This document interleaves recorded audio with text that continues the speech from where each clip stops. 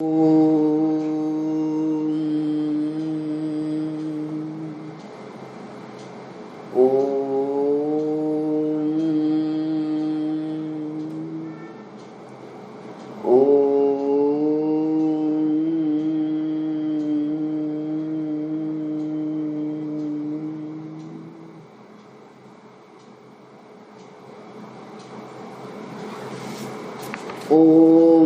रामाय रामभद्राय रामचन्द्राय वेधसे रघुनाथाय नाथाय सीतायाः पतये नमः।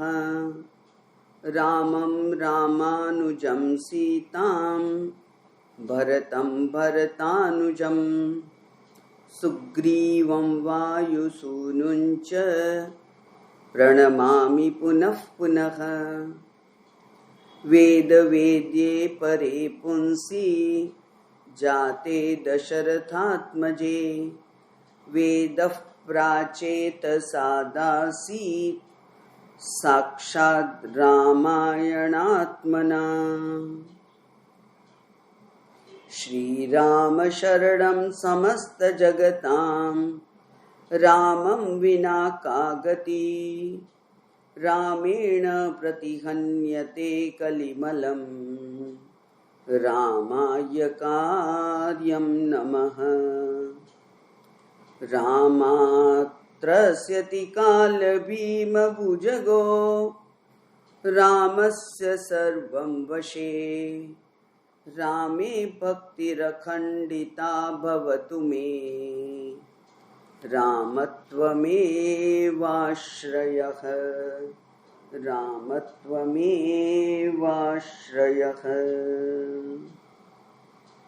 ॐ श्री गुरुभ्यो नमः। हरिः ॐ।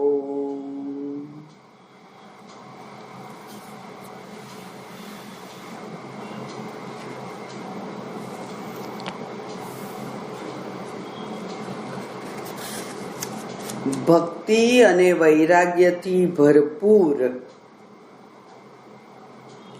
એવું જ્ઞાન વિજ્ઞાન સહિત મને કહો. એવા લક્ષ્મણજીની વિનંતીને રામે ગ્રાહ્ય રાખી અને ભક્તિનું સ્વરૂપ એમણે કહેવા માંડ્યું.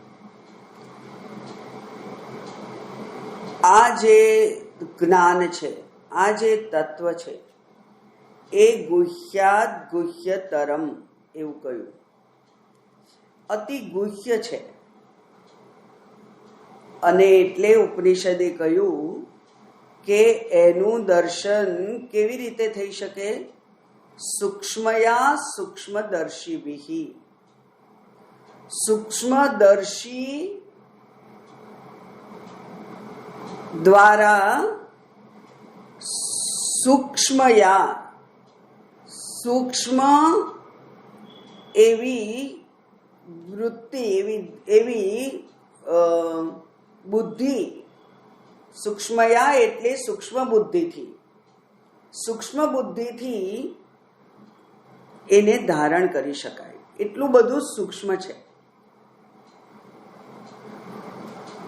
અને એટલે વિવેકાનંદજીથી પ્રખ્યાત થયેલું વાક્ય છે કે આ જ્ઞાન કેવું છે? તો એ કે છે કે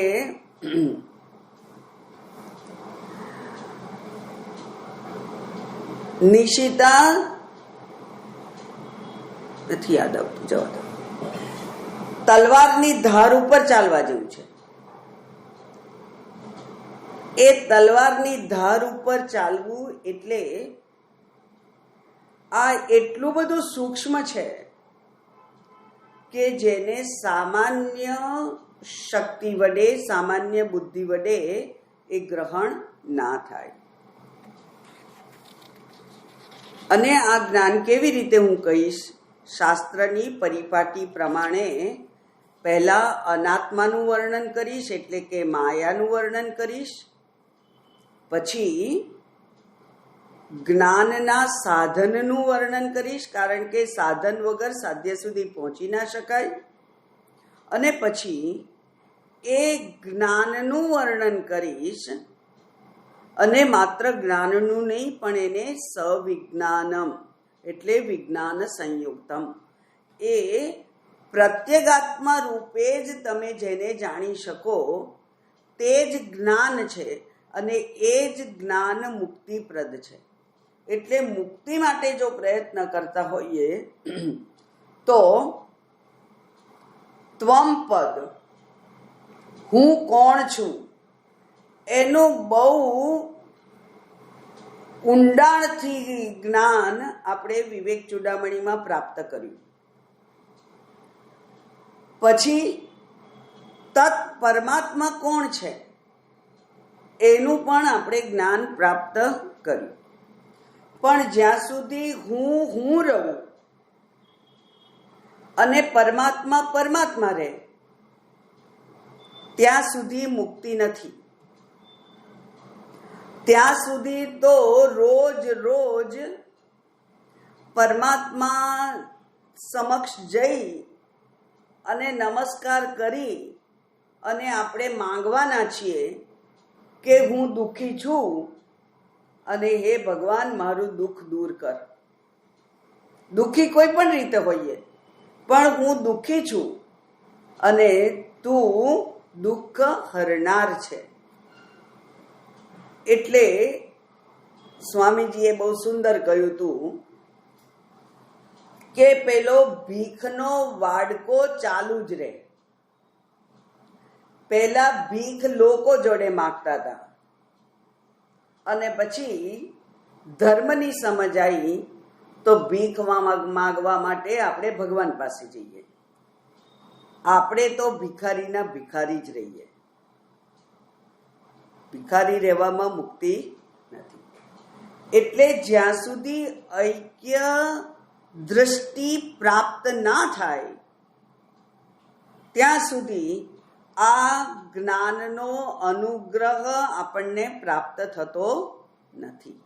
અને એટલા જ માટે દરેકે દરેક ઉપનિષદમાં, ભગવદ્ ગીતામાં, પ્રકરણ ગ્રંથોમાં, આપણે હમણાં જ વાક્યવૃત્તિ જાણી, બધામાં એક જ માત્ર જે વેદાંત શાસ્ત્રનું તાત્પર્ય છે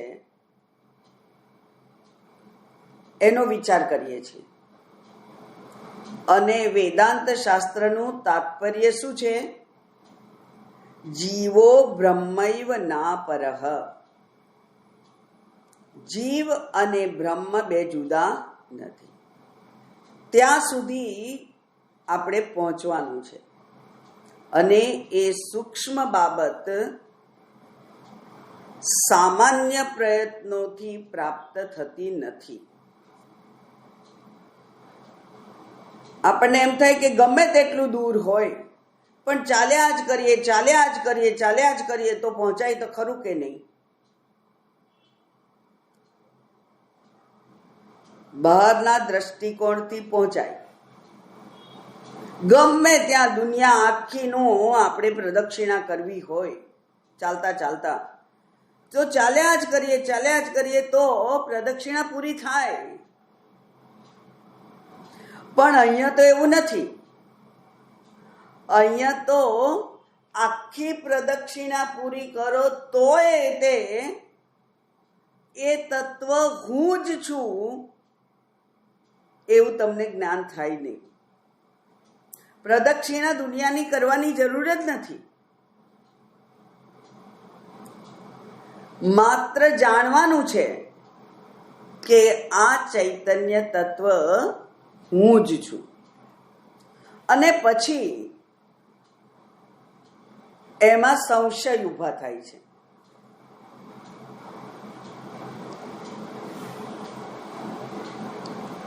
આજે સ્વામીજીએ બહુ સુંદર સમજાયું. ભગવદ્ ગીતાનું પ્રવચન હતું. એમાં એ કહે છે કે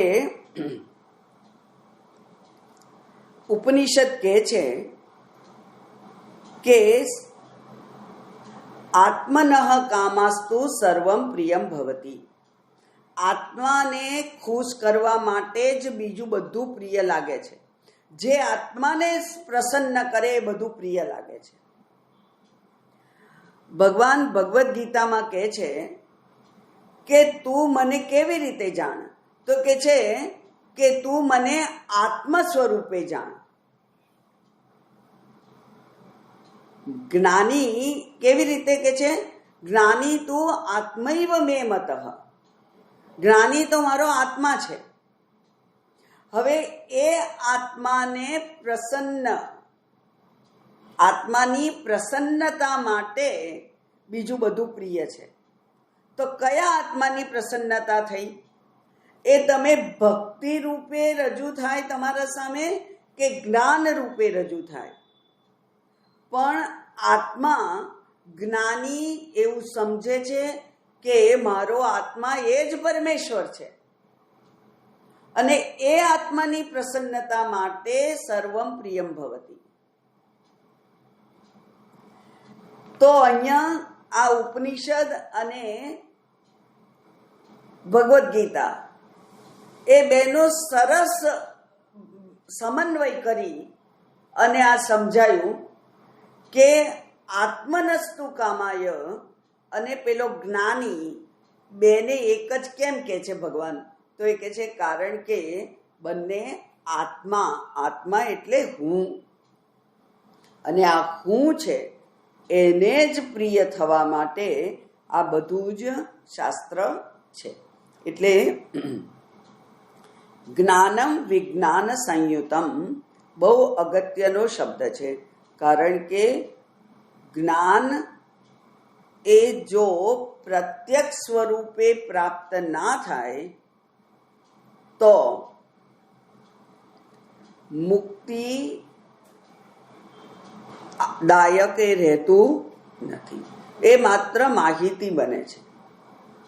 પણ મુક્તિ પ્રાપ્ત કરવી હોય તો એને એ આત્માને હું સ્વરૂપે જાણવો જોઈએ.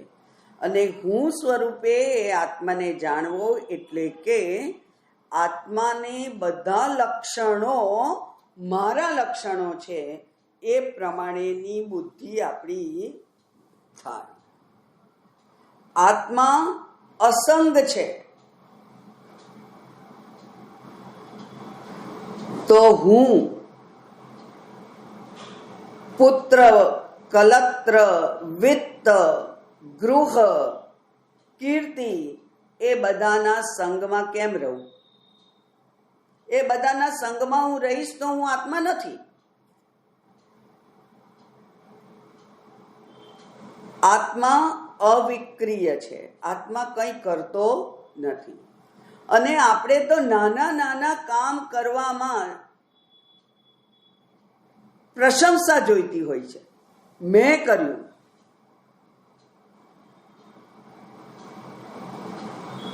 આજે રસોઈ મેં બનાવી અને એટલે બહુ સ્વાદિષ્ટ હોય તો ક્રેડિટ કોને જાય? મને જાય. સાવ ક્ષુલ્લક વાતમાં આપણું મન એટલું બધું ગૂંચવાયેલું છે કે એને અત્યંત પ્રયત્નપૂર્વક એનાથી જુદું પાડવું પડે.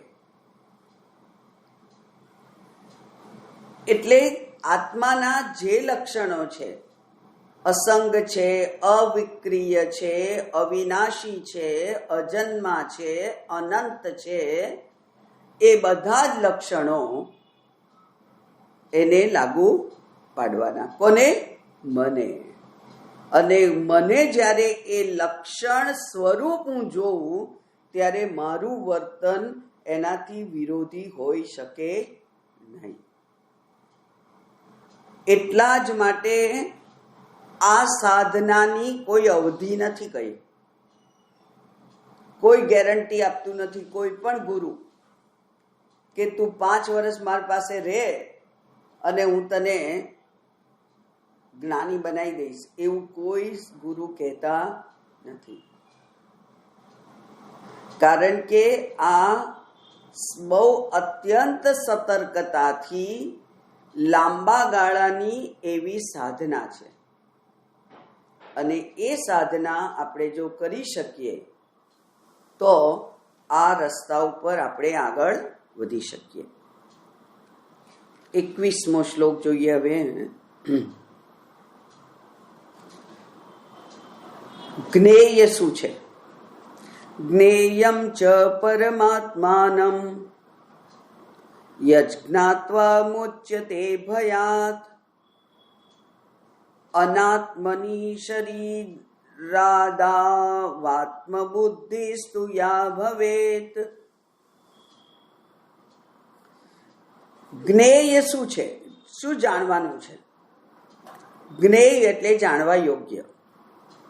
પરમાત્માનમ, પરમાત્માને જાણવાનો છે. અને એનાથી ફળ શું? યજ્ઞાત્વા, જેને જાણીને, ભયાત મુચ્યતે, ભયમાંથી મુક્ત થવાય છે. ભય એટલે માત્ર મૃત્યુનો ભય નહીં, વિશેષ શાસ્ત્રીય રીતે કહું તો આને પ્રથમ મલ્લ ન્યાય કહેવાય. પ્રથમ મલ્લ ન્યાય એટલે શું? દાખલા તરીકે વેઇટ લિફ્ટિંગમાં મારે ભારતના ચેમ્પિયન થવું છે. મારે ભારતમાં ચેમ્પિયન થવું છે, ગોલ્ડ મેડલિસ્ટ થવું છે. તો મારે કોને હરાવવાનો? ગયા વર્ષે જેને ગોલ્ડ મેડલ મળેલો એને હરાવવાનો. એટલે બાકીના બધા હારી ગયા સમાન છે. જેમ જૂના જમાનામાં રાજા હારી જાય પછી સેના લઢે નહીં. રાજાને હરાઈ દીધો એટલે આપણે એ આખી સેનાને હરાઈ દીધા સમાન છે. એવી રીતે ભયમાં સૌથી ભયંકર ભય મૃત્યુનો છે એવું કહે છે, શાસ્ત્ર કહે છે. અને એને સાબિત કરવા માટે એક શબ્દ પણ છે શાસ્ત્રમાં, જેને જીજીવિષા કહે છે. જીવવાની ઈચ્છા. જીવવાની ઈચ્છા એટલે શું? મૃત્યુથી ગભરાઈ અને મૃત્યુથી દૂર ભાગવાની ઈચ્છા, એને જીજીવિષા કહેવાય. એટલે ભયમાંથી આ જ્ઞાન આપણને બચાવે છે. તો સૌથી મોટો ભય છે મૃત્યુનો, પણ અવાંતર વચ્ચે વચ્ચે આવતા બીજા ઘણા ભય છે. રોગનો ભય છે, શત્રુનો ભય છે, ઝઘડાનો ભય છે, સંગ તૂટી જવાનો ભય છે, સંપત્તિ લૂંટાઈ જવાનો ભય છે. એટલે વૈરાગ્ય શતકમાં ભયનું આખું લિસ્ટ આપ્યું છે. એ જે લિસ્ટ છે એ બધા ભયમાંથી આપણને મુક્ત કરે છે. એટલે યજ જ્ઞાત્વા, તે જ્ઞાનથી ભયમાંથી મુક્તિ થાય છે.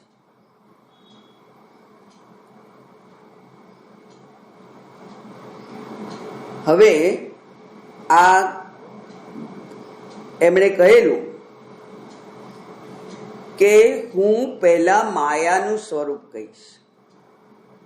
એટલે હવે માયાના એટલે કે અનાત્માના વર્ણનથી, અનાત્મ વિષયક વિચારથી હવે આ પ્રારંભ થાય છે. અનાત્મની શરીરાદૌ આત્મબુદ્ધિ તુ યા ભવેત, જ્યારે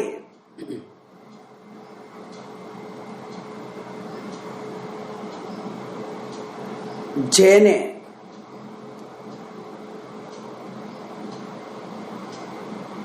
શું કહેવાય છે? શરીરાદૌ. આદૌ એટલે આદિ, આદિ એટલે પહેલા સ્થૂળ શરીર અને પછી વગેરે. વગેરે એટલે પહેલા સ્થૂળ શરીર આવે, પછી સૂક્ષ્મ શરીર આવે, પછી કારણ શરીર આવે. એટલે કે અહમ, અને અહમની સાથે જોડાયેલો છે મમ. એટલે અહમ અને મમ એ અનાત્મની. અનાત્મા જે છે, અનાત્માનું શરૂઆત ક્યાંથી થાય છે? સ્થૂળ શરીરથી. અને પછી એનું લિસ્ટ છે એ આપણે જાતે બનાવવાનું.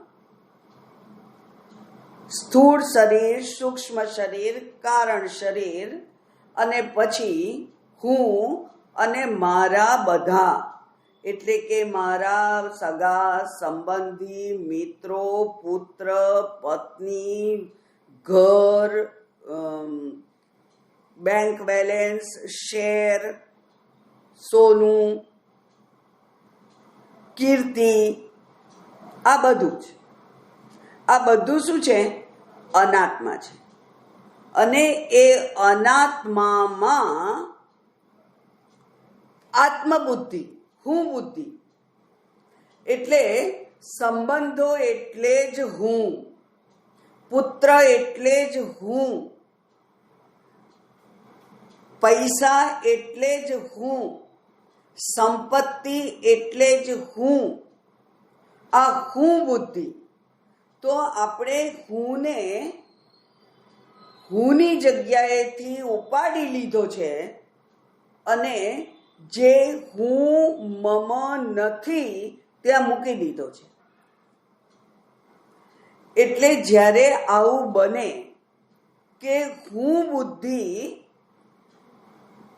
એવી બાબતોમાં વ્યસ્ત થઈ જાય કે જે હું નથી. જ્યાં હું નથી ત્યાં હું બુદ્ધિ છે, અને એ જ અનાત્મા છે.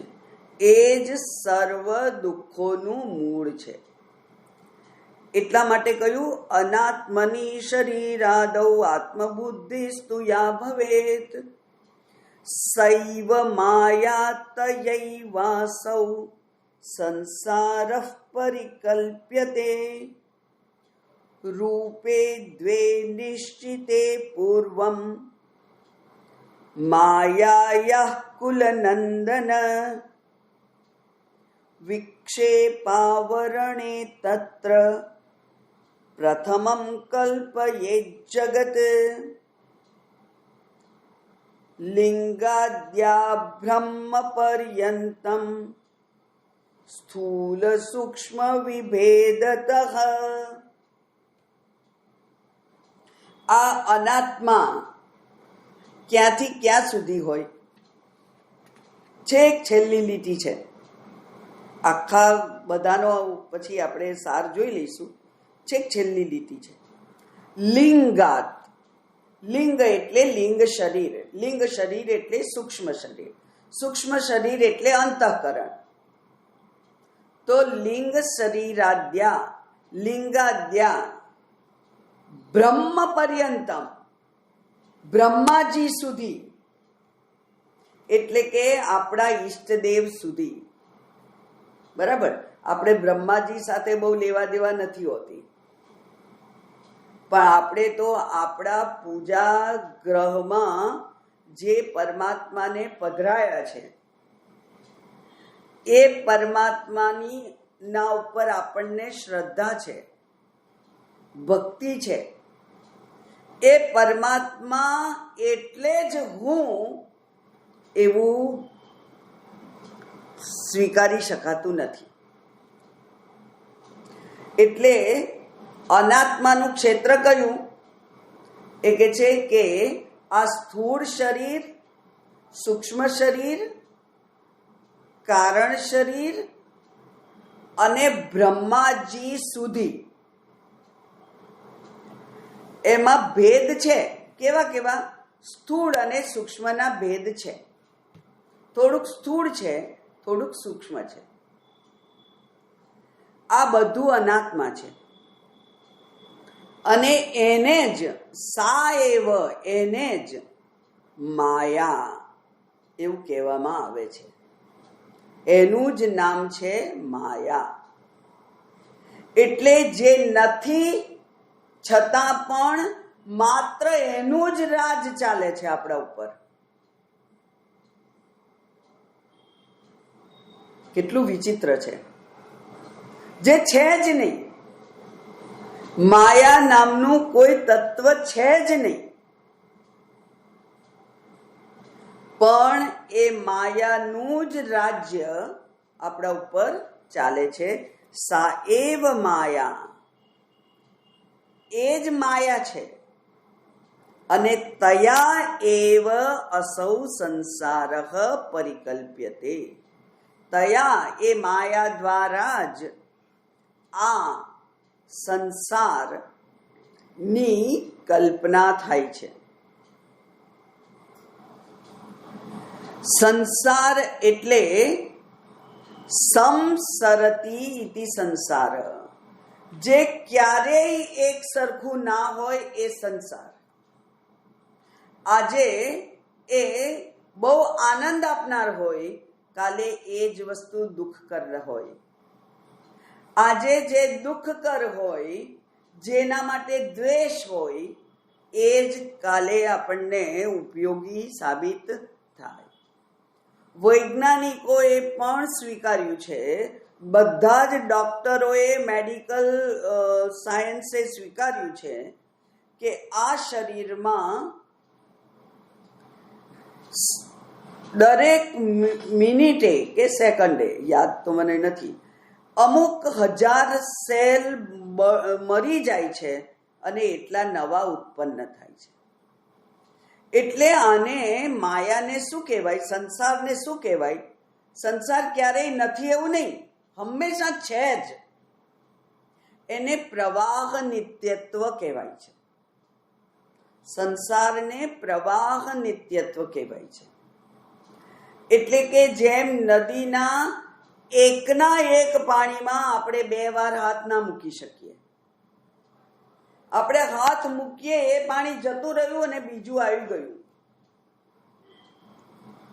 એ જ પ્રમાણે સંસાર એ તો સર્યા જ કરે છે, ચાલ્યા જ કરે છે.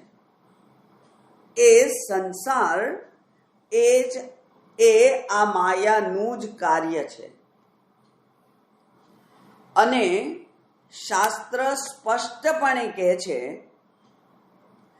કે કારણની ઉપસ્થિતિ, કારણનું અસ્તિત્વ કાર્ય દ્વારા જ થઈ શકે.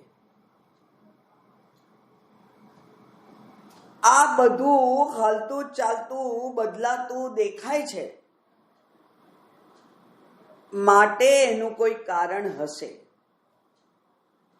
કારણ કે મેં તો ધાર્યું નહોતું કે આજે મને ખાવાનું નહીં મળે. ખાવાનું બનાવેલું, મૂકી રાખેલું, તૈયાર હતું, પણ મહેમાન આવી ગયા અને મને ખાવાનું મળ્યું નહીં. મેં ધાર્યું નથી હોતું, એ થઈ જાય છે. એટલે જે આપણા પ્લાનિંગ પ્રમાણે નથી ચાલતું, એનું જ નામ છે માયા.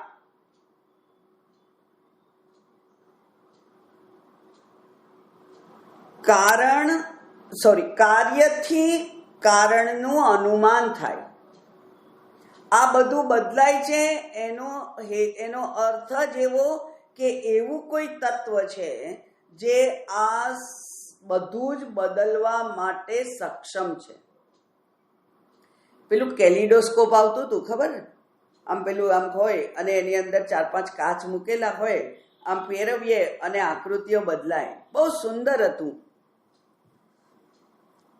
તો એ ખાલી ફેરવવા માત્રથી એકની એક જ જે પેલા લાલ લીલા પીળા કાચ મૂક્યા હોય એ જુદી આકૃતિ થઈ જાય.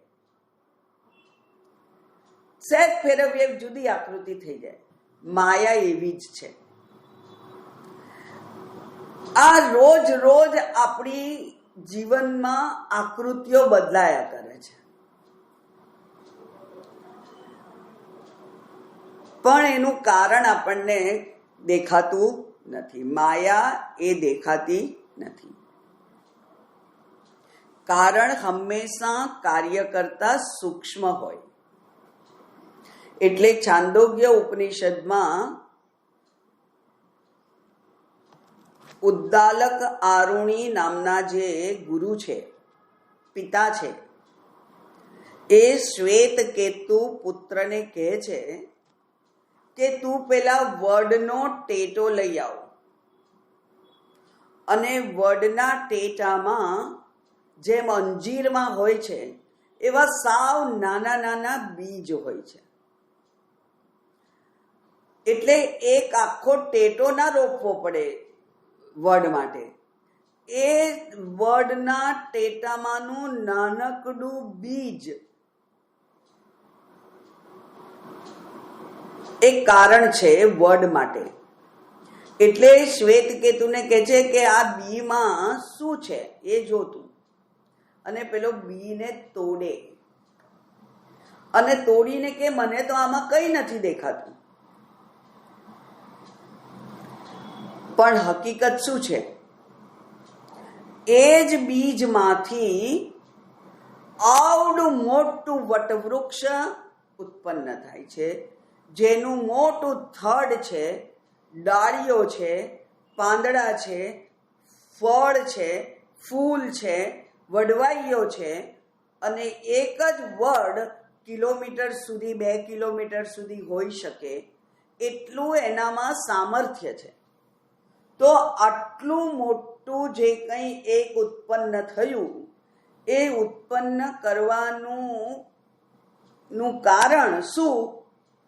સાવ નાનું, આંખો નબળી થઈ ગયું હોય તો દેખાય નહીં એવું બીજ એ એનું કારણ છે. એટલે આખો સંસાર, બ્રહ્માંડ, જેની કલ્પના આપણે ના કરી શકીએ. કેટલાક લોકો કહેતા હોય કે આખી દુનિયા ફરી લીધી, પણ આખી દુનિયામાં મુખ્ય 10 દેશ ફર્યા હોય. પછી કેટલાય એવા દેશો છે કે જેનું આપણે નામે નથી સાંભળ્યું હોતું. કોઈક દેશ એવો છે જેની વસ્તી 1200 માણસ કે એવું કંઈક છે. તો એવા બધા દેશ આપણે નથી જોયા, પણ ઉપરથી કહી દઈએ છીએ કે આખી દુનિયા જોઈ. આખી દુનિયા નથી જોઈ. એવું જે મોટું બ્રહ્માંડ છે, અનેક ગ્રહો છે, અનેક નક્ષત્ર છે, તારાઓ છે, આટલું મોટું જે બ્રહ્માંડ છે એની કલ્પના શેમાં છે? માયામાં. માયા કલ્પિત દેશ કાલ કલના વૈચિત્ર્ય ચિત્રીકૃતમ એવું દક્ષિણામૂર્તિ સ્તોત્ર કહે છે. આ માયા જ દેશનું સર્જન કરે છે, કાળનું સર્જન કરે છે, અને કેટલી વસ્તુઓનું ઉત્પન્ન કરે છે? વૈચિત્ર્ય ચિત્રીકૃતમ. વૈચિત્ર્ય એટલે વેરીગેટેડ, એટલે કે અનેક પ્રકારનું, અનંત પ્રકારનું. એવું જે અનંત પ્રકારનું જે સર્જન થાય છે એ શેમાંથી થાય છે? એ કે છે એ માયામાંથી થાય છે, જે માયાને જોઈ શકાય નહીં. કારણ એટલું બધું સૂક્ષ્મ છે. અને એ માયા, એની શક્તિ શું છે? આટલું બધું સર્જન કરે તો એની કોઈ શક્તિ તો હશે ને. એની 2 શક્તિ છે. રૂપે દ્વે નિશ્ચિતે પૂર્વમ માયાયાહ કુલનંદન, હે કુલનંદન લક્ષ્મણ, આ માયાના પૂર્વથી બે રૂપ નિશ્ચિત થયેલા છે. એટલે કે આ હું નથી કહેતો. કોણ કે છે? રામજી કે છે. પરમાત્મા પરબ્રહ્મ પોતે કે છે કે આ હું નથી કહેતો. આ તો પહેલેથી નિશ્ચિત છે. જ્યારથી સૃષ્ટિની રચના થઈ ત્યારથી વિદ્વાનોએ જેમણે આને સમજેલી આ સૃષ્ટિને, એ લોકોએ કહ્યું છે કે આ માયાના બે શક્તિઓ હોય છે. કઈ છે? વિક્ષેપ આવરણે તત્ર. એ બે શક્તિઓ છે, વિક્ષેપ શક્તિ અને આવરણ શક્તિ. તત્ર તેમાં પ્રથમમ કલ્પયે જગત. વિક્ષેપ શક્તિ એટલે શું? સહેલો શબ્દ આપણને યાદ રહી જાય એવો શબ્દ છે. એનો ક્રિએટિવ પાવર, સર્જન શક્તિ. વિક્ષેપ એટલે ખળભળાટ. અને આપણને બધાને સામાન્ય ખ્યાલ હશે કે સત્વ, રજસ અને તમસ માયાના જે 3 ગુણ છે એ જ્યારે સમાન અવસ્થામાં હોય, એટલે કે 33.33.3333 એ પછી આગળ જાય 33 એવા જે સમાન અવસ્થામાં જો આ 3 ગુણ હોય તો કોઈ સર્જન થતું નથી. પણ આ 3 ગુણોમાં વિષમતા ઊભી થાય. સત્વ વધી જાય, રજસ વધી જાય, તમસ વધી જાય. એક વધે એટલે બાકીના 2 ઓછા તો થાય જ. તો આ જે 3 ગુણોમાં જે અસમાનતા ઊભી થાય છે, એ અસમાનતાને કારણે આ સૃષ્ટિનું સર્જન થયું છે એવું પૂર્વના વિદ્વાનોએ, મહાત્માઓએ કહેલું છે. અને રામજી એ જ કહે છે કે એમાં જે પ્રથમ છે એટલે કે વિક્ષેપ શક્તિ છે એ એના વડે જગત કલ્પયેત, જગતની કલ્પના થઈ છે. બહુ સાવધાનીપૂર્વક શબ્દોના પ્રયોગ આ શાસ્ત્રમાં થયેલા હોય છે. સર્જન થયું છે એવું નથી કહેતા, કલ્પના થઈ છે એમ કે છે.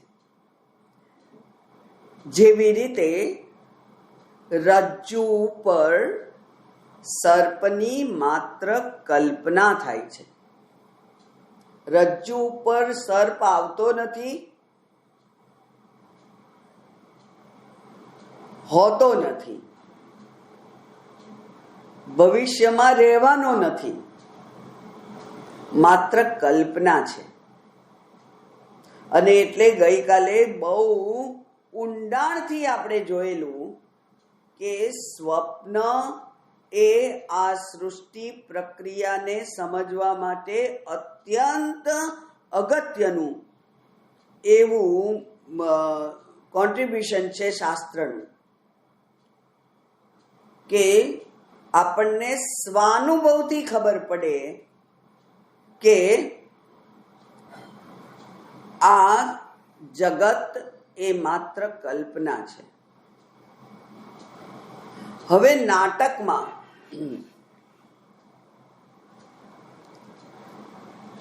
એક પાત્રએ બીજા પાત્રને પ્રેમ કરવાનો હોય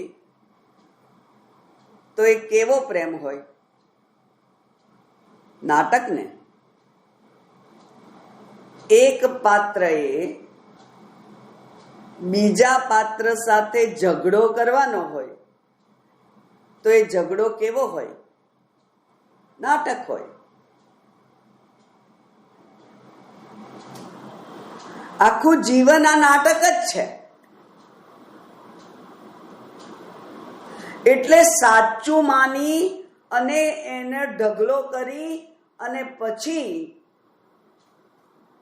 દુઃખી થવું અને અન્યને દુઃખી કરવું એ બંને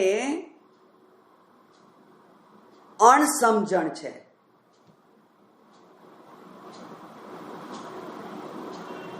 કેટલી સરળ સ્પષ્ટતા છે શાસ્ત્રની કે જે કંઈ કરીએ છીએ એ નાટક છે.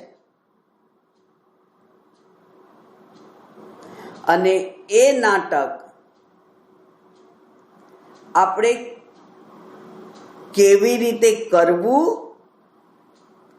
અને એને કેવી રીતે એને કેવું લાંબુ ચલાવવું કે એનો અંત લાવી દેવો એ આપણે નક્કી કરવાનું.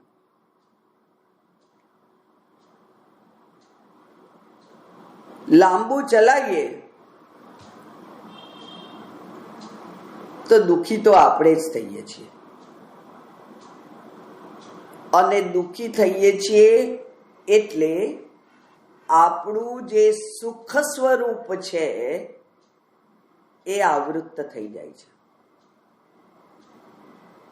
આપણું તો સુખ સ્વરૂપ છે, સુખી જ છીએ આપણે, પણ કાલ્પનિક વ્યવહારથી આપણે આપણી જાતને દુઃખી માનીએ છીએ. નાટકમાં આપણો રોલ રડ્યા કરવાનો હતો, બધું ફરિયાદ ફરિયાદ ફરિયાદ ફરિયાદ રડ્યા જ કરવાનું. પણ નાટક પૂરું થઈ ગયા પછી રડ્યા કરીએ તો એ બુદ્ધિમત્તા છે? નાટકમાં ત્યારે જે કરવું પડે એ કરવાનું, પણ પછી જાણવાનું કે આ તો નાટક માત્ર છે અને આ દુઃખ પણ કાલ્પનિક હતું, આંસુ પણ કાલ્પનિક હતા. મારા સુખ સ્વરૂપને મેં ઢાંકી દીધેલું થોડી વાર માટે. એટલે આપણે પેલા વાક્યવૃત્તિ વખતે કહ્યું હતું કે પેલા દરેક કોઈ પણ બધા મોટા મહાત્માઓ હોય છે ને, એમના એક બે વાક્યો છે ને એ આપણા બુદ્ધિમાં બહુ સ્પષ્ટપણે લખી રાખવા જેવા હોય છે. એ કહે છે કે નાટક કરવાનું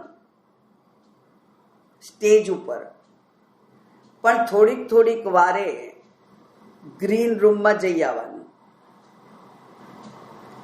જ્યાં નાટકની ઉપાધિ છોડી દેવાની હોય છે. પેલો અમિતાભ બચ્ચન 200 ફિલ્મોમાં કામ કર્યું અને 200 પ્રકારે એણે વ્યવહાર કર્યો, પણ એ 200 નાટક એમાંનું કશું એની પાસે આવ્યું નથી. એ નથી ભિખારી રહ્યો, નથી બાદશાહ બન્યો, નથી કોઈ 5 સ્ટારનો માલિક થયો, કે નથી એ મલ્ટી મિલિયનર થયો.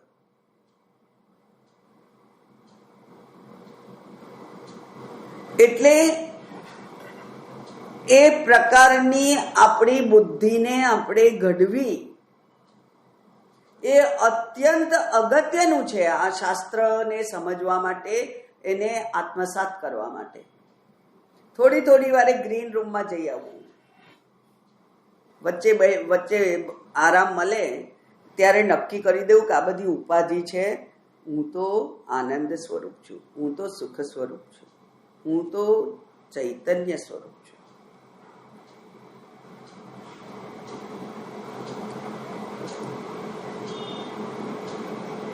એટલે પહેલું જે છે એ વિક્ષેપ શક્તિની વાત કરી કે જ્યાં જગતની કલ્પના થાય છે. અને એ જગતની કલ્પના ક્યાંથી ક્યાં સુધી? એ કે છે કે સૂક્ષ્મ લિંગાદ્યા બ્રહ્મ પર્યંતમ. આ લિંગ શરીરથી માંડી અને બ્રહ્માજી સુધી સ્થૂલ સૂક્ષ્મ વિભેદતઃ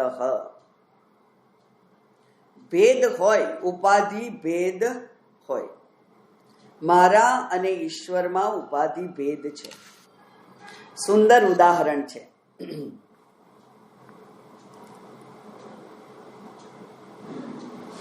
એક ચિત્રામણ કરેલા કાગળ ઉપર હું સહી કરું તો એ 100 રૂપિયાના બની જાય. પણ એવા એક ચિત્રામણ કરેલા કાગળ ઉપર પેલા રિઝર્વ બેંકનો ગવર્નર સહી કરે તો 100, 500, 1000, 2000 ઉપાધિ છે. એ જ માણસ રિટાયર થાય પછી બીજા દિવસે એની સહીની કોઈ કિંમત ખરી?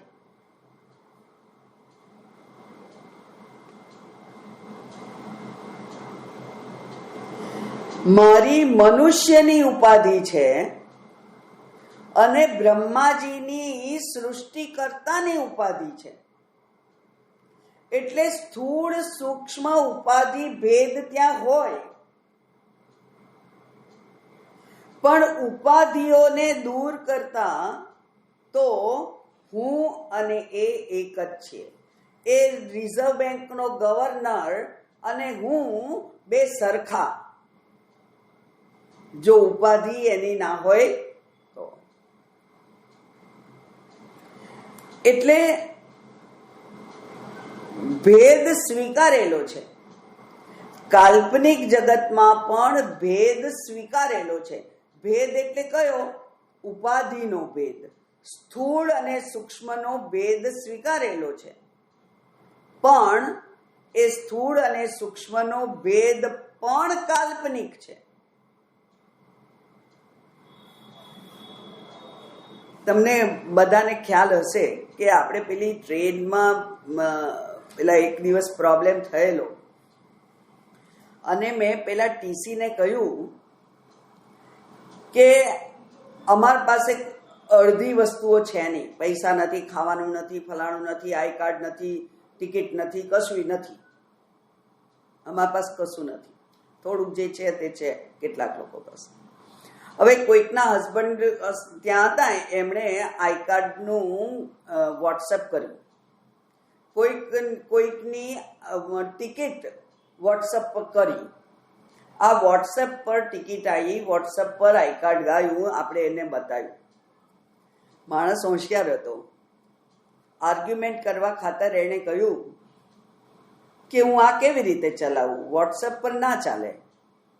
એટલે મેં કહ્યું પણ હવે આ સંજોગોમાં તમે ચલાવો, કારણ કે એ હમણાં જ તમને મોકલેલું છે ને. એ કહે છે કે હું તમને 500 રૂપિયાનું ફોટો પાડીને વોટ્સઅપ કરું તો તમને 500 રૂપિયા મળી જશે.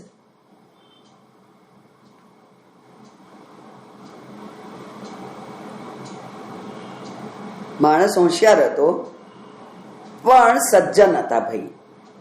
અને એટલે એમણે અમારા 16-17 જણ જે હતા એમની પાસે કોઈની પાસે ટિકિટ નહોતી, કોઈની પાસે આઈ કાર્ડ નહોતું ને એવું બધું હતું, તોય અમને નિર્વિઘ્ને ટ્રેનમાં મુસાફરી કરવા દીધી.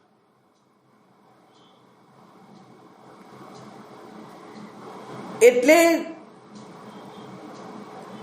આ જે વ્યવહાર છે એ વ્યવહાર તો આ કલ્પના ઉપર જ ચાલે છે. અને કલ્પના એમાં તો કોઈક મોટું હોય અને કોઈક નાનું હોય, એમાં કોઈ ફેર પડતો નથી. અને હવે આગળ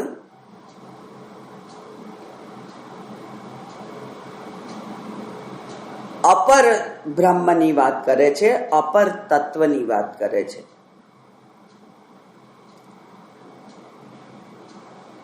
अपरं त्वखिलं ज्ञान रूपमावृत्य तिष्ठति मायया कल्पितं विश्वं परमात्मनि केवले. આ જે બીજી છે કઈ શક્તિ? પહેલી વિક્ષેપ શક્તિ અને પછી અપરમ. અપરમ એટલે આવરણ શક્તિ. બીજી અપર એટલે બીજી, પેલી પહેલી અને આ બીજી. અપરમ તું એટલે વેરેસ. જ્યારે વિષય ભેદ બતાવવો હોય, વિરોધ બતાવવો હોય ત્યારે તું શબ્દ વપરાય છે. જ્યારે આપણે ગુજરાતીમાં એમ કહીએ કે આ છોકરો હોશિયાર છે, જ્યારે એનો ભય એટલો હોશિયાર નથી. જ્યારે વિરોધ બતાવવો હોય ત્યારે આપણે એવું કહીએ છીએ. તો અપરમ તું અખિલમ જ્ઞાન રૂપમ આવૃત્ય તિષ્ઠતિ. બીજી જે શક્તિ છે એ તો જ્ઞાનના રૂપને આવરણ કરી અને બેઠેલી છે. આપણે સુખ સ્વરૂપ કોણ? બધા જ જીવો સુખ સ્વરૂપ. બધા મનુષ્યો સુખ સ્વરૂપ છે. શાસ્ત્રના દ્રષ્ટિકોણથી બધા સચ્ચિદાનંદ એટલે કે સુખ સ્વરૂપ છે. પણ તમે ટીવી ચાલુ કરો, પેપર ખોલો, આજુબાજુના સમાચારો સાંભળો તો તમને સતત એવું લાગે કે આ માણસ દુઃખી છે, આ દુઃખી છે, આ દુઃખી છે, આ પીડિત છે, આને અન્યાય થયો, આનું ખૂન થયું, આને આના ઉપર એટેક થયો, બધા દુઃખી જ છે.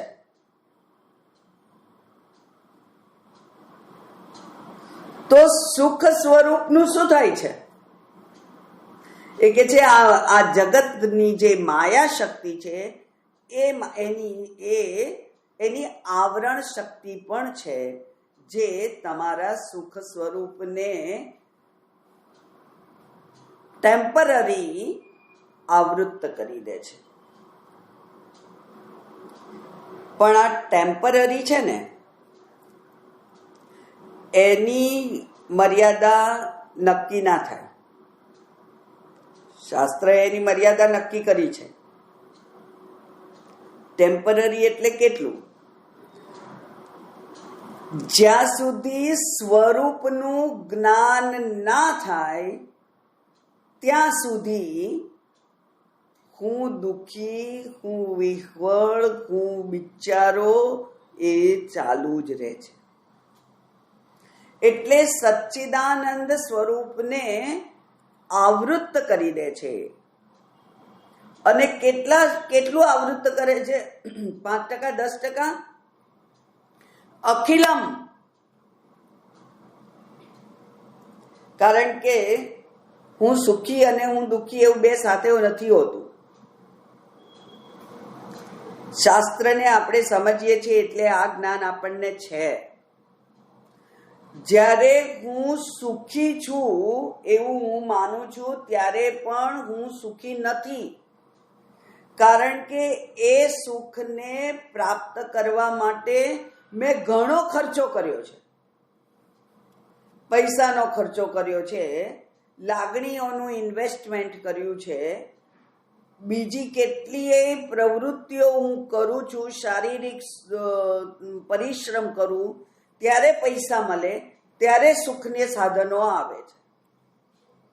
એટલે સુખ કઈ મફતમાં નથી અને તે કાયમનું નથી.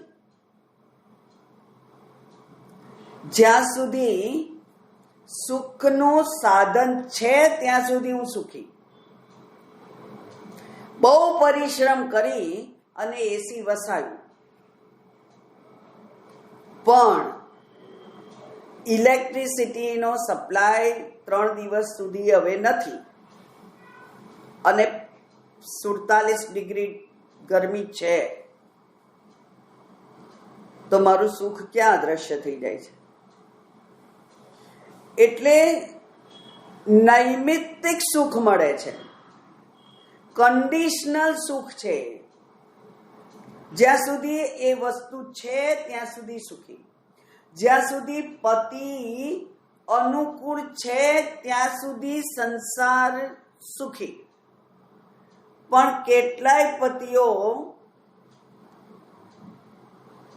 લગ્નેતર સંબંધ રાખે છે, દારૂ વગેરેના વ્યસનથી પત્નીઓને મારે છે. સુખ ક્યાં જાય છે? બધું અનુકૂળ હોય ત્યાં સુધી સુખી. એટલે કન્ડિશનલ છે. એ વસ્તુ હોય તો જ મળે, અને એ વસ્તુને મેળવવા માટે કેટલા પ્રયત્નો કરવા પડે. અને હજુ જે ખાસ કરીને કહ્યું નથી શાસ્ત્રમાં, એ પણ મારી બુદ્ધિમાં આવ્યું છે એટલે હું કહું છું કે પૂર્વ જન્મોમાં એટલા બધા પુણ્ય કર્મ કર્યા હોય ત્યારે અત્યારે સુખનો અનુભવ થાય છે. એટલે આ જન્મનો જ હિસાબ નથી આતો. પૂર્વ જન્મોમાં યજ્ઞ ધારો કે કર્યો તો યજ્ઞ કરવા માટે ખર્ચો કરવો પડે, મહેનત કરવી પડે, બધી સામગ્રી ભેગી કરવી પડે, 4-5 કલાક બેસવું પડે, ધુમાડો ખાવો પડે, ત્યારે યજ્ઞ થાય. અને એ યજ્ઞના પુણ્યના પ્રતાપે તમે અત્યારે સુખ ભોગવી રહ્યા છો. એટલે આ એક જન્મનો હિસાબ નથી, અનંત જન્મોનો હિસાબ છે. અને છતાંય આપણે બધા જ આર્ગ્યુમેન્ટથી કહી શકીએ કે આપણે જે સુખ અનુભવીએ છીએ એ વિષયમાંથી મળતું સુખ છે. વિષયમાંથી મળતું સુખ હોવાથી એ નૈમિત્તિક છે, નિમિત્તના આધારે છે. અને એ પણ ભેળસેળ વાળું છે, નિર્ભેળ સુખ નથી. એ પણ અંતવાન સુખ છે. જ્યાં સુધી સુખ મળ્યું ત્યાં સુધી મળ્યું, પછી શરીરની સ્થિતિ એવી થાય, કેટલાક લોકોની હોય છે કે ગમે તેવી ગરમી હોય પણ એસી સહન ના થાય તો દુઃખ. એટલે કેટલા બધા એના માટેના ની શરતો છે. જ્યારે આ જગતના સ્થૂળ સૂક્ષ્મ આદિ પદાર્થોને આપણે આપણામાંથી હટાવી દઈએ અને હું ચૈતન્ય સ્વરૂપ છું, તો એ ચૈતન્ય સ્વરૂપને તો નિર્ભેળ આનંદ છે, એમાં અનંત આનંદ છે, કાયમનું સુખ છે, સ્વરૂપ સુખ છે. એ જે સુખ છે એવા અખિલમ જ્ઞાન રૂપમ આવૃત્ય તિષ્ઠતિ. એ ક્યાં છે? માયયા કલ્પિતમ વિશ્વમ પરમાત્મની કેવલે. અને આ બધું ક્યાં છે? માયા દ્વારા વિશ્વનું જે કલ્પના થઈ છે એમાં છે. પરમાત્માની કેવલે. પરમાત્મામાં કોઈ દુઃખ છે નહીં, પરમાત્મામાં કોઈ મર્યાદા નથી, પરમાત્મામાં કોઈ જન્મ મરણ નથી. એટલે સત ચિત આનંદ એ પરમાત્મામાં કાયમ છે. જ્યારે જગતમાં એ આગમાપાઈ છે, આવે ને જાય, આવે ને જાય. એનો ખાલી આભાસ માત્ર થાય છે. એ ખરેખર સુખ નથી, એ માત્ર આભાસ છે. એને સુખાભાસ કહેવામાં આવે છે. તો એ જે વિષયોથી મળે છે એ સુખાભાસ છે.